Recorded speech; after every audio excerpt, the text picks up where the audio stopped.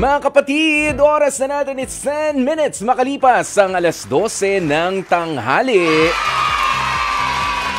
Isabay nyo na nga po sa pagnguya ninyo ng inyong masarap na pananghalian ang pagtutok sa ating programang Heart to Heart.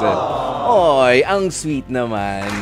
Ayan at syempre mga kapatid ha, sagutin ang ating LQ of the day. Wag na natin patagalin pa dahil ito na nga ulit ang ating Love Question of the Day. Love Question of the Day, makatwiran pa rin ba na parehas kayo naghahanap buhay mag-asawa? O iba pa rin yung meron talagang isa na nakatutok doon sa bata? Diba? Alam nyo, actually meron din akong nakausap, a personal friend of mine just a few weeks ago. Diba? Nasabi ko, parang hindi naman kayo kinukulang, ganyan, hindi naman, pero issue. Medyo issue sa kanilang mag-asawa yung ganito na sino ba talaga dapat ang tumutok? Parehas tayong kumakayod, parehas tayong ganito. Ang dali lang sabihin na ganito, na ganyan. Ang daming mga issue pala. Diba? Na kailangan ding seryosohin natin ang pagsagot. Sabi niya, kung practical at practical lang, talagang practical na magtrabaho ang parehong mag-asawa sa hirap ng buhay ngayon. At sabi niya nga, kahit nga madali. Pero papaano naman kapag medyo nalulugi na yung isa? May ganun mga issue sa mga ganyan, sino ba ang dapat na tumututok? May mga ganun. At doon pa nga nag-uumpisa yung mga konting tampuhan, mga konting bangayan. Pero alam nyo, natutuwa naman ako dahil kagabi pa lang ay ang dami ng mga sumagot. Ang dami ng mga nakisawsaw sa ating Love Question of the Day. Kaya ito ang basahin na nga po natin. Sina Annalyn Fajardo, sabi niya, sa hirap ng buhay ngayon, hindi talaga sasapat na isa lang ang working. Dapat parehas talaga. At marami ring cheater na husband. Kaya better na may work din ang babae para kung gusto niyang mag-alsa balutan ay okay lang. May work kasi si babae. Ang lalim naman ang hugot nun. Di ba? Dahil merong mga manlolokong lalaki. Kaya kailangan magtrabaho ka rin, babae, ganun. Ito, sabi ni Christina Mangampo, ako, mas maganda kung magkatuwang lagi ang mag-asawa sa lahat ng bagay. Trabaho man o hanap buhay. Kasi sa panahon ngayon, hindi na uso yung lalaki lang ang kumakayod at para rin sa asawa na babae, pwede naman na sa bahay maghanap buhay para mabantayan din yung mga bata. Marami ang work na pwedeng sa bahay na lang. Maging praktikal na tayo ngayon, ha? Hindi na uso yung umaasa na lang sa lalaki para din sa mga gastusin sa bahay at sa pamilya. Yun. Sabi naman niya, Arlos Fermil, halimbawa may work si mister na tipong sapat naman, mas malaki ang kita, di mas masaya. At kung loloobin pa nga ng Panginoon na si Mrs. ay meron ding passive income, mas mabuti pa din na may nakatutok sa mga bata. Iba pa rin yung alaga ng isang ina sa kanyang mga anak. Ngayon, pero hindi naman ako nag-gender, anong tawag mo rito? Nagdo-double standard. Yan, that's what you're trying to say, ano? At lalo na, panahon ngayon ay pantay na rin ang mga opportunities na ibinibigay sa mga lalaki at babae. Ayan, pero pride pa rin kasi ng lalaki at sa nakalakihan nating kultura. Basta, desisyon na mag-asawa yan. Yun ang bottom line. Bahala kayo dyan. No? Sabi ni Arlos. Ayan, pero totoo naman 'yan. Wala nang double standards ngayon pagkadating sa mga trabaho. Kung ano ang kaya ng mga kalalakihan ay kaya rin ng mga kababaihan. Ganoon 'yan. Sabi naman ni Ken Bayona, mas mabuti pa rin na parehong nagtatrabaho dahil sa hirap ng buhay at iba pa rin yung natututukan naman din yung mga bata. Sa case namin na mag-asawa, ngayon ay work from home kami. Hindi mabigat ang trabaho at kahit papaano natututukan pa rin namin yung mga bata. Well, good for you, Ken Bayona. Ito, sabi ni Fiona Botabara, ako as a parent, maganda na pareho kayong may income ng asawa mo. Lalo na at ang tataas na ng mga bilihin. At para maibigay natin yung mga bagay na kailangan natin at ng mga anak natin, iba pa rin sa pakiramdam ng isang ina na nakakatulong tayo sa mga gastusin. Pero meron siyang iniwan dito na pero. Ang laki ng pero. All caps. Mas importante na matutukan natin ang mga anak natin. Kung kaya naman tayong suportahan ni Mister, okay lang na isa lang muna ang magtrabaho. Lalo na nga kung ang edad ng anak natin yung bantayin pa. Ayan, at need ng guidance ng parent. Iba pa rin kasi yung anak na lumaki sa aruga ng magulang at hindi yung lumaki sa luho. Yan, kung kaya naman mag-work from home, bakit hindi? Kung kaya naman din mag-home business katulad namin, bakit hindi rin? Ang importante is marunong tayong makontento sa nakakayanan ng bawat isa sa atin. Ang mga anak, darating ang araw na di na nila tayo gaanong hahanapin. Kaya hanggat kailangan tayo ng mga anak natin, ay sulitin natin. Oh, diba? Maganda yung mga points ni Fiona Botabara. Maraming salamat sa iyo. Ayan, kausapin muna natin. Ano ba ang paningin dito? Ano ba ang punto de vista ng ating caller na si Lourdes ng La Union? Nanay Lourdes, magandang tanghali sa iyo. Isang magandang sa iyo, Kuya Boy. Poy po, Poy. Po. Poy, hindi po boy. Ayan, pakilakasan lang ng konti yung boses, Nanay Lourdes. Opo. Ikaw, ano ba ang isasagot mo rito? Ano ang opinion mo? Ang sa akin naman po, po na dalawa po silang magtatrabaho. Pero kasi po kakaroon po ng pag-survival ng mga bata. Kaya kung pwede, kahit na isa lang muna sa kanila ang magtrabaho. Okay, medyo malabo po yung linya no? Linya nyo, Nanay Lourdes. Pakisabi nyo lang kung tama yung pagkakaintindi ko kanina. Okay lang, mas maganda na parehas na naghahanap buhay. Pero kung kinakailangan talaga ng tutok pa nung bata, hanggat maaari, talagang yung sariling magulang ang tumutok sa kanya. Tama? Opo. Kasi yung mga mabayaan ay magiging kakasalit yung kanilang kalagayan ko. Ayan. Nanay Lourdes, medyo malabo talaga yung linya natin. Pero maraming salamat po sa inyong pagtawag, Nanay Lourdes.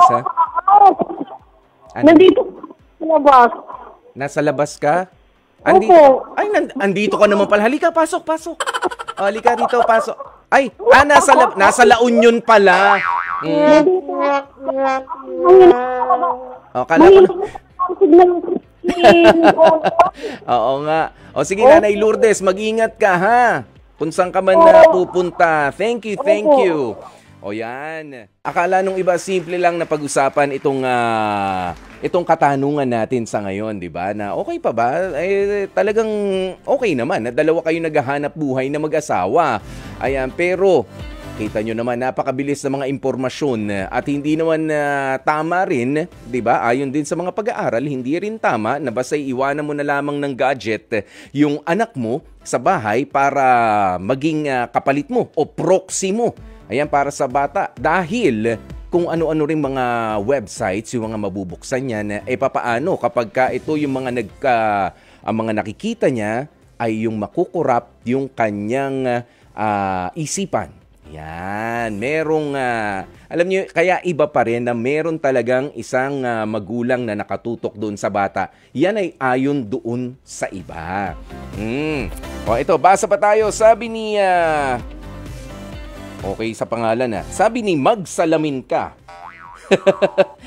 Iba talaga na may trabaho ka. Much better na kukuha ka na lang ng taga-alaga ng mga bata.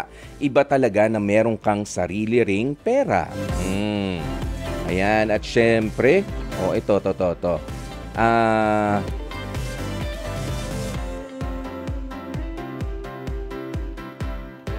Nasaan pa?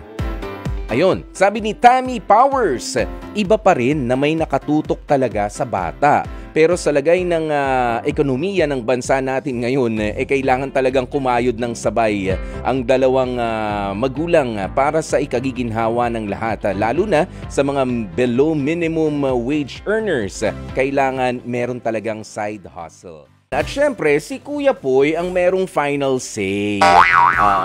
Meron pa. Pero alam nyo, no, napakagandang napag-usapan natin kanina itong kung sino nga ba o kung dapat nga ba na parehas nagtatrabaho. Of course, sa hirap ng hanap buhay, hindi lamang po ngayon, kahit dati, tumataas naman ng tumataas sa mga bilihin palagi eh. 'Di ba? Hindi naman basta bababa na lamang 'yan. Ayan, parang sa ngayon parang milagro na nga lang para bumaba. Ayan, pero hindi rin naman excuse 'yan para mapabayaan natin. Let this be a reminder na kailangan talaga ay hands-on pa rin tayo. Iba pa rin yung may kalinga, yung sariling mga magulang. Kasi marami nga ang mga nagtataka, bakit lumalaki yung anak ko na ganito? Bakit lumalaki? Iba yung ugali niya, hindi ganyan ang nanay niya, hindi naman ganyan yung tatay niya. Kasi nga lalo na sa formative years. Ayan, formative years ng isang tao, kung kanino siya mas madalas na-expose, kung kanino siya mas madalas na nakakapakinig, ayan, kung sino yung mas madalas niya nakakausap, ay yun yung naa-absorb niya. Ayan, kung sino yung nag-nurture sa kanya. Ayan, although, syempre, merong mga ugali na mamamana sa mga magulang ang isang tao. Pero kung kanino nga siya madalas na usap, sino yung madalas kasama, o ano yung madalas na nakukuhang impormasyon, ay nagiging ganun siya. Kaya, dapat din na meron tayong sapat na atensyon at paggabay na ibinibigay sa mga bata. Huwag naman sanang dumating sa punto na, oo nga, nagtrabaho ako bilang magulang. For the sake na makakain kami, mapaaral ko sila, maibigay yung mga kailangan nila, kailangan pa rin ay nag-uusap. Napaka-importante nung pag-uusap ng mga magulang at ng mga bata. Yung personal na pangungumusta sa kanila. Hindi lamang yung sa cellphone na lamang nag-uusap. Well, syempre, ibang kaso naman kung abroad ang mga magulang natin. Ayan, pero 'di ba yung face-to-face, nakakausap mo, nakukumusta mo, nasasabi yung mga hinaing niya, 'di ba? Ang mga katanungan niya ay address na itatanong sa mga magulang mismo. 'Di ba? Dahil tayo ang merong best concern para sa ating mga anak. Kaya whenever you have the time na makasabay sila sa pagkain, makakwentuhan ng mga anak ninyo, may tinatanong sila mga importanteng bagay sa inyo, kahit pa nga medyo busy sa trabaho, o wag natin basta isisingit, dapat number one priority ay yung family. Hindi lamang yung money na makukuha natin doon sa hanap buhay natin. 'Di ba? We invest doon sa hindi lamang sa trabaho, kundi doon sa pamilya na binubuo mo. Dahil wag naman sana, baka dumating nga tayo doon sa punto na magkakasama kayo sa bahay, magkakadugo kayo, pero hindi na kayo magkakakilala dahil sa hindi naman kayo nag-uusap. Parang hindi na lang rin, nagkikita-kita kayo pero iba-iba na lang rin yung mga kausap ninyo. Nangyayari po yan sa loob ng ng ibang mga tahanan. 'Di ba, na ganyan, hindi na nila basta sila naibigay yung baon ng bata, nakabihis siya, nakakain siya, o sige na, alis na, pasok na sa school. Pag uwi, hindi na rin pinapansin, trabaho, o kaya matutulog na lang ako. Yung mga ganoon. Dapat mag-invest kayo ng panahon, ng oras, at maganda at mahaba-habang conversation kasama ang inyong mga anak. Kahit mga nagtatrabaho kayo, o kahit na nakatutok talaga kayo sa kanila. Rear them well. Dear Kuya Poy,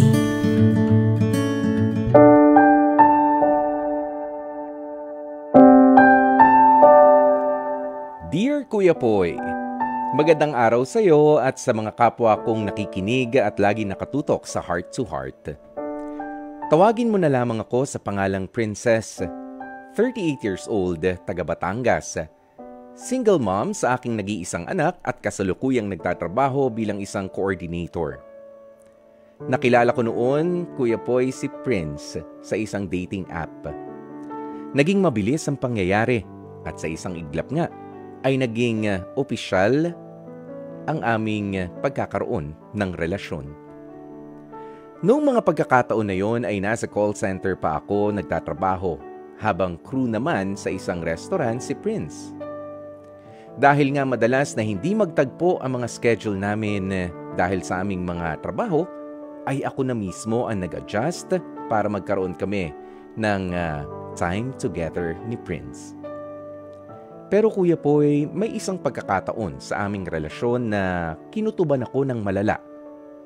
Nangyari ito sa loob ng simbahan. Kagagaling ko lang kasi sa trabaho noon na magdesisyon kami ni Prince na magpunta muna at magsimba. Para mawala ang kakaibang pakiramdam ay agad kong kinuha ang cellphone ni Prince at saka ko kinalkal ang nilalaman nito. At dito ko na nga napatunayan na niloloko pala niya ako matapos kong mabasa na patuloy pa rin ang komunikasyon niya sa kanyang ex-girlfriend.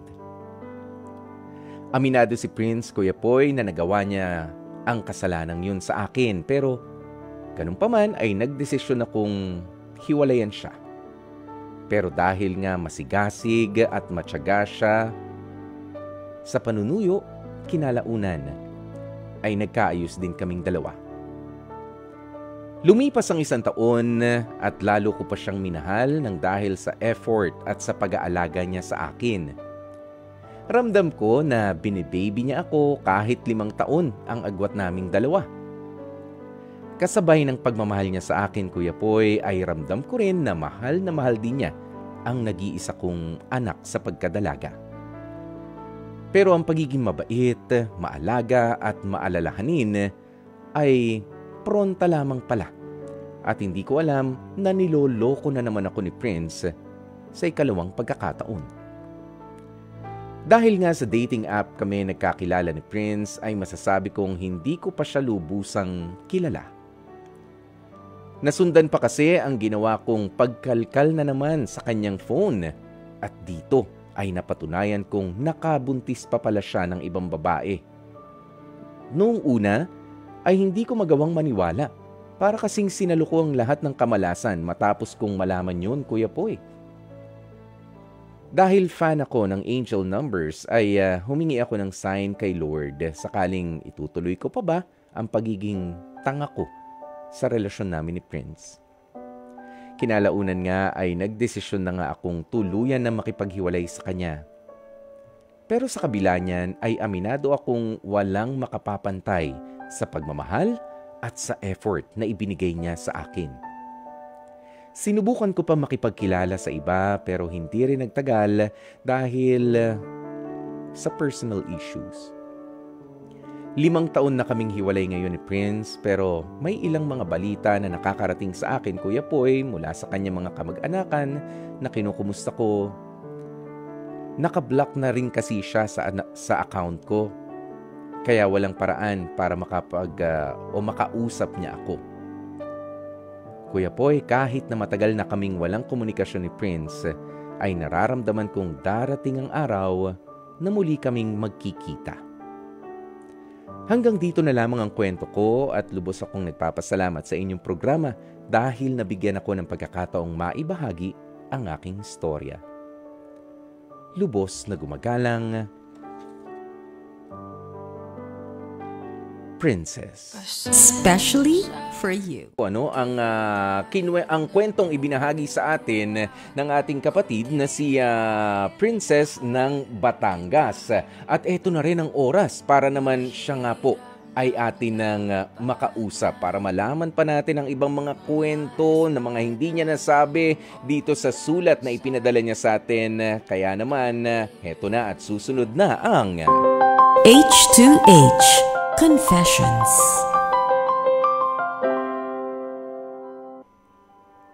Hello? Magandang tanghali sa iyo, Princess.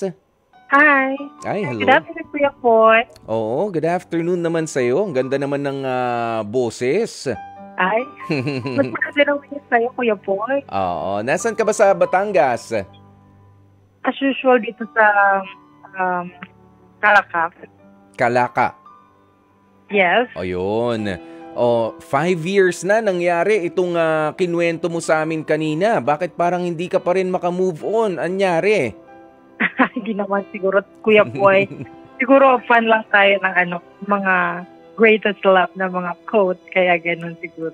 So sa tingin mo, Princess, itong si, ano nga pangalan nitong, mo? Prince. Si Prince. Prince F. Prince and Princess. Sa tingin mo, siya yung totga mo? Tanggap mo ba na totga mo siya? Siguro, Kuya Poy. Or minsan din naman kasi merong kailangan yung daanan yung isang obstacle na yon para. Kasi kung meant to be kayo, magkikita naman kayo. Andun pa rin yung hope ko na someday magkikita kami. Pero teka, kung magkikita man kayo, pagkikita lang ba? Kumusta? Ganyan. Pero kasi mind you, 2 beses mo siyang nahuli na niloloko ka. Yes. Yun lang yung pinakasad. Tapos, itatanong ko rin sa'yo, kasi dito sa sulat mo, sabi mo, fan ka ng, kindly enlighten me. Ano yung angel numbers? Ano yun? Kung masa-search mo kasi yan, Kuya Poy, sa Google, and makikita mo 111 is an angel number. Yung number na yun is, I'm not sure lang din, pero parang yan yung kinakausap ka ng angel mo. Okay. True number. Yun. At ano yung sinagot ba sa'yo nung, yung angel numbers na tinawagan mo? Hindi naman sasagot ko yun. Pero that time kasi, sabi ko, sana, kasi nga, parang nagugulan ako ng time na nakipag-iwalay din naman ako sa kanya. Kasi syempre, mahal mo. Ang hirap i-let go kung mahal mo pa. Okay. So sabi ko, kung talagang hindi kanya yung baby, kasi inaamin naman niya, napag-abutan lang din siya. So sinabi niya na hindi naman kanya yung baby. Sabi ko, kung hindi talaga kanya, sana makita ko ng number. And then that night na yun, nakita ko dun sa isang plate number ng isang tricycle, dyan sa may Manila, nakita ko 111, which is yung hiningi kong sign. Okay. So, sign to let go. Hindi pa naman. Sign na mahalin ko pa rin. Pero, kaya ko kasi siya ni-let go is parang bigyan din siya ng space para makapag-isip sa mga nagawa niya. Alam mo, Princess, Princess, I have nothing against doon sa mga sign na hinihingi mo. Ako man ay humihingi rin ng mga sign. Pero, iba yung mga hihingi lang ng sign sa ganitong, halimbawa, dyan lang sa relationship na meron kayo. Pero iba rin yung ibinasi mo na sa mga senyales na nakikita mo sa paligid, yung mga decision mo sa buhay, yung tinatawag na fatalist.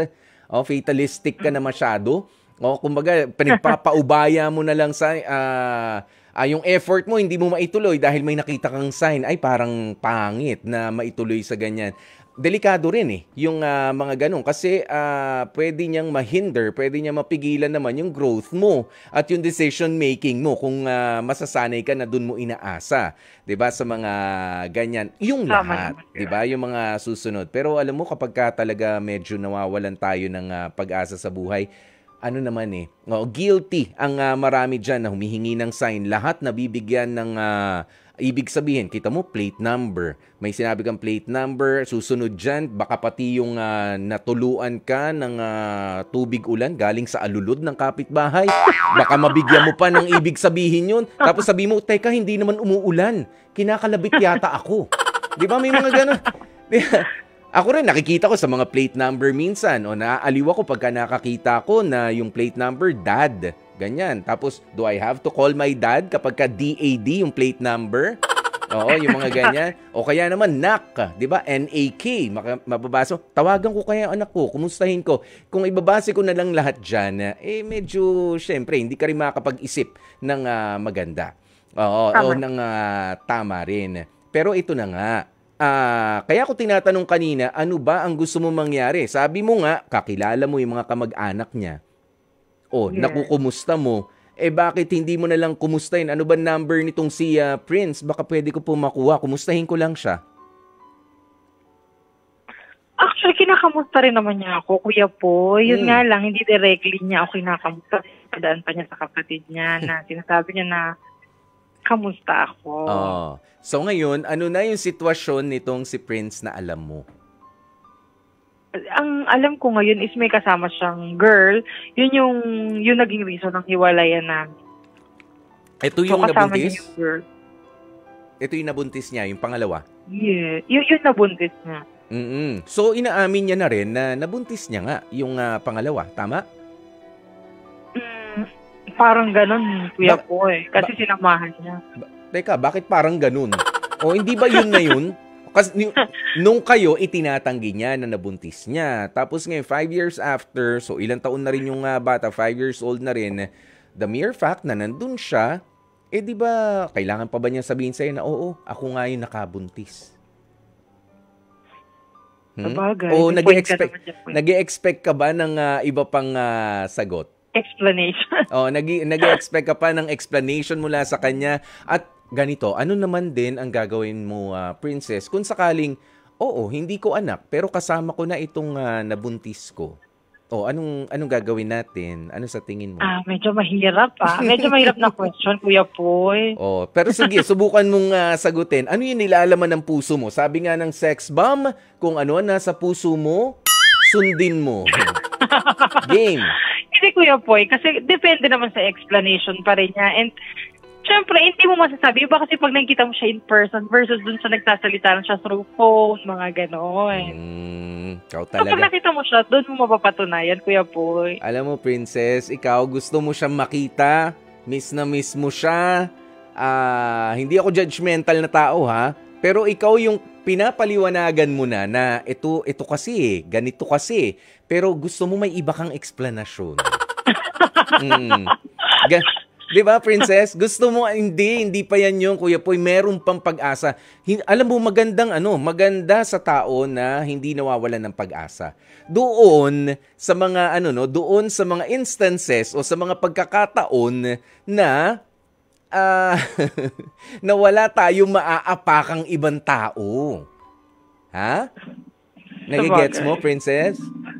Kasi sa ngayon, kung ipipilit mong pumasok na naman sa buhay nitong si Prince, gulo yan. Ikaw naman yung magiging dahilan ng panloloko niya. Kung may I offer myself to you, ang magiging eksena mo. Ikaw, kaya mo bang, alam mo, feeling ko lang ewan ko, correct me if I'm wrong, feeling ko nahihiya ka, natatakot kang kumustahin siya, dahil kapag kinumusta mo siya, baka ma-fall ka na naman ng matindi at magpakaluka-luka ka na naman. Tama? Yung mga tawa, ganyan eh. Tama? Siguro, Kuya Poy, ganun nga. Maloloka ka na. Ano bang meron itong si Prince na parang ang hirap i-let go? Hindi, sobrang kasing sweet naman siya talaga. Pinaglalaban niya ako. Every time na kailangan ko ng kausap, kasama sa mall. So, halos buong yung time niya, nabigay niya. And umabot pa sa point na nasisante siya kasi naggala kami. Nag-ano? And gumala kami sa mall. Nahuli siya ng manager niya. Sinabi niya may sakit siya. And then, nung paggala namin, coincidence din, nandun yung manager niya. So, yun, the following day, may memo siya. Na memo. O, yan. Yeah. Kumbaga, ang sweet sa'yo nung dating na yun. Pero, tapos na yun eh. Ginawa niyo yun nung kayo. 'Di ba? Sa ngayon ba, ina-expect mo pa rin at nami-miss yung mga bagay na yun? Of course. Siguro hindi mo naman agad makakalimutan, Kuya Poy, yung pati na ginawa niya. Oo, kaya nga. Wala bang iba kang, sabi mo, sinubukan mo naman makakilala ng iba. Pero, lagi mo bang ikinukumpara? Do you have to do that? Na ikukumpara mo si Prince doon sa iba mong mga nakikilala? Siyempre, iba rin yung diskarte nila. Parang may hinahanap-hanap ka talaga na wala ko po eh. Alam mo yung ganun. Ayan, sabi mo may mga hinahanap-hanap ka. Ano yun? Pinaglalaba ka niya? Nakakausap? Kumuha ka ng Yes. di ba may trabaho ka? Kuha ka ng kasambahay. Pwede kang ipaglaba. Ipagluluto ka pa nga eh. Ipagluluto ka. Kakausapin ka kapag syempre, nasa spinner na yung nandun na. Yung nilalaban niya, pagka nagluluto, ate, ano bang, yun, ganun. Sa mall, pwede mo ring isama. Diba? Kumuha ka. Pero syempre, Kuya Po, iba naman yung may, iba. Alam mo yun, magkaiba naman. May feeling. Sa lahat ng bagay, iba pag may feeling. Iba kapag ka may kilig. Ang sarap eh. Ang sarap kapag ka ma-inspire. Alam mo, pero ikaw, ano talaga yung plano mo na sa ngayon, Princess? Kasi alam mo na mali. Ngayon kasi nakapokus ako sa work ko. And then pinipilit ko talagang i-let ko, kalimutan lahat. Pero hindi, minsan may mga times talaga maalala mo. Lalo yung place, pag napunta mo yung place, kung saan kayo nagpunta, gano'n. Yeah. May makikita ka na medyo kamukha niya, yung name, something na related sa kanya, makaalala mo, Kuya Boy. Sino bang kahawig niya, Princess? Sa mga artista? Siyempre si John Lloyd. John Lloyd. John Lloyd, yung kahawig ko rin. Mas gwapo ka naman doon, Kuya Boy. Pagka ganyan pinapalakpakan niya. Kapag ka ganyan ng mga 2020 ang vision mo. Oo, malinaw. Okay, mas sige. Mas gwapo ka, Kuya Boy. I love you, Princess. Ayan, pero Kuya Boy. Princess, ikaw talaga yung pinakagwapo. Ay, wag na. OA na yan, Sandali. Princess, kausapin na natin si Sugar at tingnan natin ano ba yung masasabi niya. Para medyo mas madali na sa'yo na i-let go na. Sabi mo nga ay may kinakasama na rin itong si Prince mo from 5 years ago. Kaya Sugar, nandiyan ka na ulit? Yes, Kuya Boy. Pasensya na po, nawala ako. Oo nga. Sige. Sugar, anong gusto mong sabihin o i-share dito kay Princess? Magandang hapon, Sana kasi kay Brother June. Magandang hapon kay Princess. Alam mo, Kuya Boy, hindi ako nag-agree sa mga tao na nakikialam ng cellphone, Lalo na cellphone, sulat, wallet. Para sa akin, privacy yan. Bahagi ng privacy ng isang tao kahit napaasawa. Pero sa kaso ni Princess, parang nakabuti sa kanya yon dahil meron siya mga natuklasan. And obviously, niloko siya nitong si Prince not once but twice. Dahil naniniwala ka sa mga signs, baka sign na yon na hindi kayo talaga ang para sa isa't isa. At yung kanyang pagkakaroon ng pamilya or kinakasama ngayon, baka sign na rin yon na kailangan mo nang mag-let go at harapin mo na ang buhay mo. Kasi 5 taon na ang nasasayang. Mga taon na dapat sana nakahanap ka na ng taong magmamahal sa'yo at baka nga dapat sana sa 5 taon na yun nagkaroon ka na ng pamilya. Hindi natin mahahanap kay Pedro ang katangian ni Juan dahil iba si Juan, iba si Pedro. Pero sigurado ako na bawat tao merong kanya-kanyang unique na katangian na wala sa sino man. At sila lang ang meron. So who knows? Baka mahanap mo yun. Bakit hindi mo bigyan ng pagkakataon ang sarili mo para lumigaya ka naman? Sabi nga huwag mong hanapin ang wala na sa iyo para naman magkaroon ka ng chance na umunlad din bilang tao at huwag mong pagkaitan ang sarili mo. Aba, very well said, Sugar. Maraming salamat. At sana, yung manok ba? May issue ngayon yung manok? May sasabihin din si manok. May etchos din si Manok. Sana kung may oras tayo, kakausapin natin yan si Manok Oo. Ayan. Pero, Princess. Pero Princess, Sugar, maraming salamat. Maraming salamat po, Kuya Poy. For sharing your point of view. At syempre, Princess, naging malinaw naman din sa iyo yun. Galing sa isa ring babae. Diba na hindi pwede kasi na tayo ay maganda na nakafocus tayo sa isang bahagay na gusto nating makuha. Tama lang yun. Lalo kung ito ay sa trabaho. Diba kailangan natin ng focus, kailangan natin invest yung time natin dyan. Pero masasayang ito kapag alam natin na mali naman na. Na mag-focus pa tayo dito lalo't meron na pagmamay-ari na ito ng iba. 'Di ba? At maganda rin yung punto na pinaalala sa iyo ni Sugar, wag mo nang pilitin na hanapin kay Pedro yung wala kay Juan. Yan, bigyan mo sila ng pagkakataon kasi ikaw rin mismo ay hindi rin naman perpekto. Subukan mong mag-invest ng more time para sa sarili mo sa ngayon. Ngayon at kumbinsihin mo na ikaw ay makakahanap din ng kapareha. O kung hindi man kapareha, ay mapagkakaabalahan. Pwedeng trabaho, pwedeng yung anak mo. Ayan, ay baka kaiisip mo kay Prince din ay hindi mo nabibigyan ng tamang atensyon yung bata. Yung trabaho mo, doon mo muna i-divert, diba? You develop your self. Okay? Ayan. Thank you, boy. Princess, maraming salamat sa iyong pagbabahagi ng kwento at sana you make the right decision pagkatapos natin itong pag-uusap na to, ha? Yes, Kuya Poy. Thank you, Kuya Poy. Thank you so much. At best regards dyan sa panabong na manok mo. Oh, sana manalo. Kailan ba laban yan? Kuya Poy, sa kapitbahay naman yun. Oh, taya tayo. Ano ba yan? Sa meron, sa wala. Okay. Princess, Thank you so much, Kuya Poy. maraming salamat sa iyo, no? Oras na natin, mga kapatid. It's 4 minutes before 1 p.m. 12:56. Nagpapasalamat po kami sa inyong pagtutok, mga kapatid. Bukas ulitin na naman natin ang tutukan tuwing pananghalian dito sa programang H2H Heart to Heart. Kasama nga po ang inyong lingkod. Ako po si Guwapopoy. Opo, Kuya Poy. Dito sa programang Heart to Heart ng 92.3 Radyo 5 True FM. Dito tayo sa totoo.